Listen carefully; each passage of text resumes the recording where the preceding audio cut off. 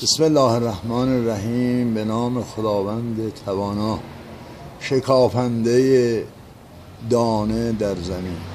امروز پنجشنبه 25 مهر ماه 1398.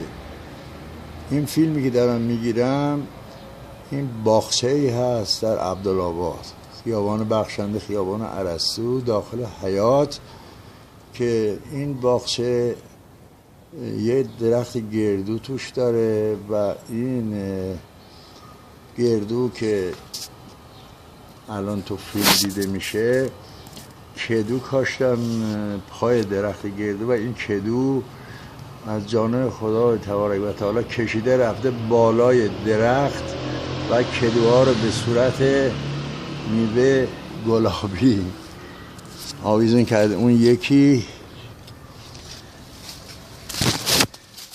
این دومیشه،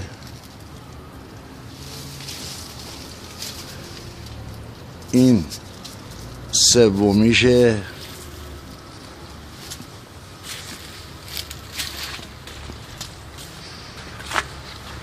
و این چهارمیشه که از بالا آویزون شده نزدیک زمینه.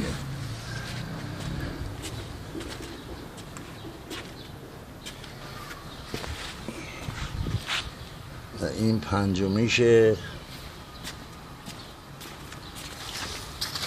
و این ششمیشه که زمینه.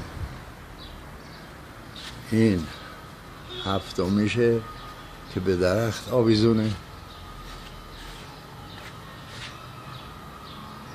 این هم هشتمیه.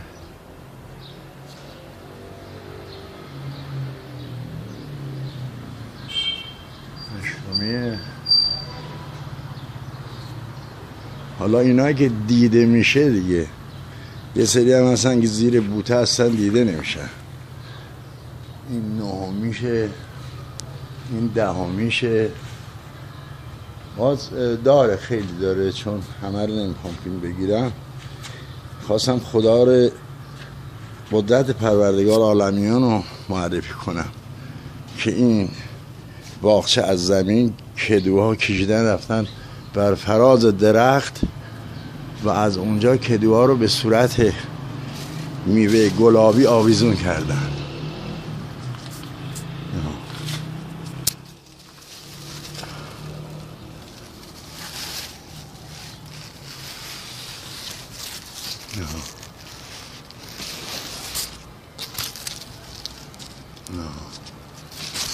الهی الحمدلله رب العالمین و السلام